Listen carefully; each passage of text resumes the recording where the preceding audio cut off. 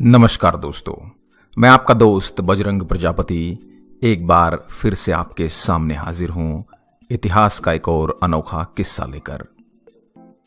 आज हम बात करेंगे बैटल ऑफ हाइडेस्पेस की, यानी भारत की जमीन पर सिकंदर के आखिरी युद्ध की दास्तान। सिकंदर इतिहास में दर्ज एक ऐसा नाम है जिसके बारे में कहा जाता है कि वह इतना ताकतवर और तीक्ष्ण था कि उसे हराना आसान नहीं था।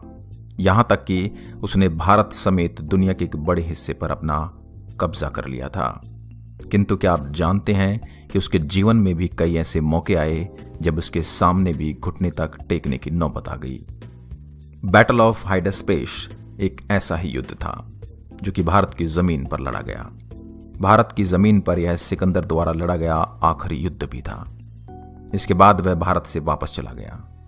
तो आइए जानने की कोशिश करते हैं कि आखिर इस युद्ध में क्या हुआ था कि सिकंदर को भारत छोड़कर जाना पड़ा था। सिकंदर एक यवनी अर्थात यूनानी राजा था। उसने अपने पिता फिलिप द्वितीय की मृत्यु के बाद अपने सौतेले व चचेरे भाइयों की हत्या कर डाली और यूनान के मैसेडोनिया के सिंहासन को हथियाने में कामयाब रहा। इस तरह वह यूनान का शासक बन बैठा। सिकंदर बहुत ही महत्वाकांक्षी था। वह पूरे विश्व पर अपना अधिकार चाहता था, इसलिए वह पूरी दुनिया को जीतने के लिए निकल पड़ा। चूंकि वह ईरानियों का कट्टर दुश्मन था, इसलिए उसने राजा बनते ही उनके ऊपर सबसे पहले हमला कर दिया।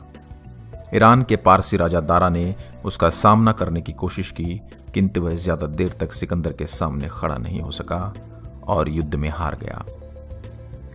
सिकंदर की इस जीत ने उसे ख्याति दिलाई। सिलसिला आगे बढ़ा तो वह एक के बाद एक राज्य को जीतता चला गया। कईयों ने तो उसके सामने बिना लड़े ही हथियार डाल दिए। अपने विजय अभियान को बढ़ाते हुए 326 से 327 ईस्वी पूर्व के आसपास भारत पर आक्रमण कर दिया गया। यह वह दौर था जब पश्चिमोत्तर भारत कई छोटे छोटे राज्यों में बटा हुआ था। इसमें कुछ राज्य राजतंत्रात्मक थे तो कुछ गणराज्य। कहते हैं कि भारत में सबसे पहले सिकंदर का सामना तक्षशिला के शासक अंबी से हुआ।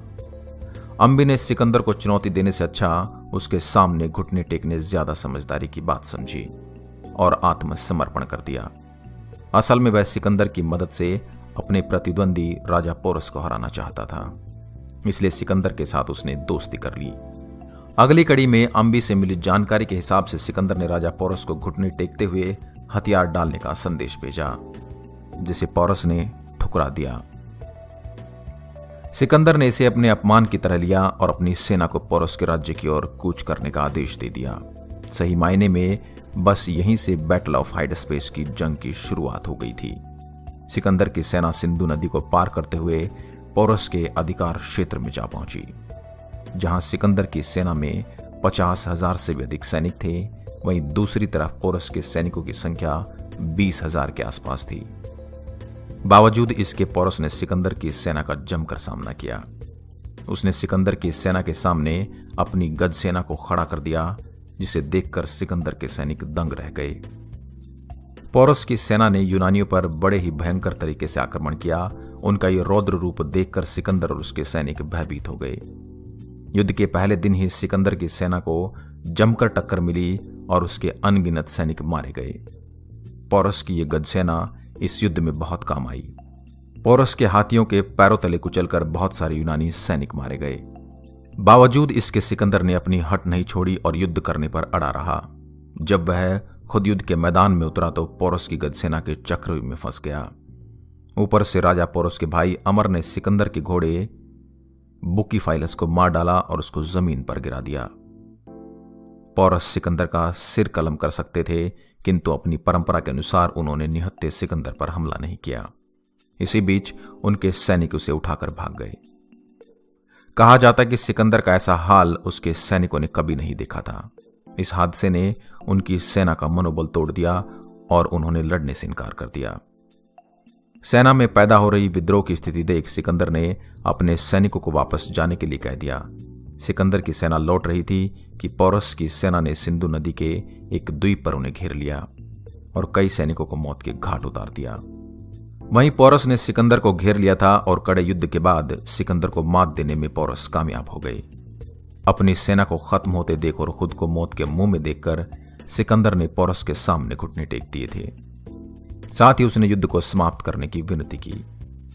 पोरस ने भी युद्ध नीति का निर्वाह करते हुए शत्रु को मारा नहीं और उसे जीवन दान देते हुए बंदी बना लिया। इसके बाद सिकंदर ने पोरस के साथ संधि कर ली। इसके बाद सिकंदर ने पोरस को अन्य राज्य को जीतने में उसका साथ दिया। बैटल ऑफ हाइडेस्पेस के इस अंत से भारतीय और ईरानी इतिहासकार इत्तेफाक रखते हैं।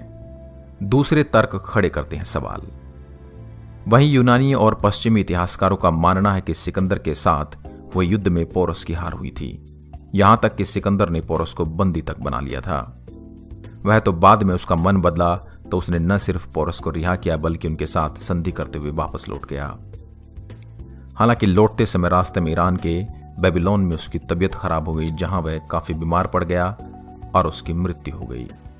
सिकंदर और पोरस के इस युद्ध पर कई फिल्में भी बन चुकी हैं। बॉलीवुड में ब्रिटिश शासनकाल में निर्माता निर्देशक सोहराब मोदी ने एक फिल्म बनाई थी जिसका नाम सिकंदर था। इस फिल्म में सिकंदर का रोल पृथ्वीराज कपूर ने निभाया था, जबकि सोहराब खुद पोरस के रोल में नजर आए थे। आगे भी सिकंदर को लेकर बहुत सारी फिल्में और टीवी सीरियल बनते रहे हैं और बनते रहेंगे। आशा करता हूं यह ऐतिहासिक कथा आपको पसंद आई होगी। देश और दुनिया की अन्य खबरों के लिए आप हमारे चैनल को लाइक करें, शेयर करें एंड सब्सक्राइब करें। जय हिंद, जय भारत।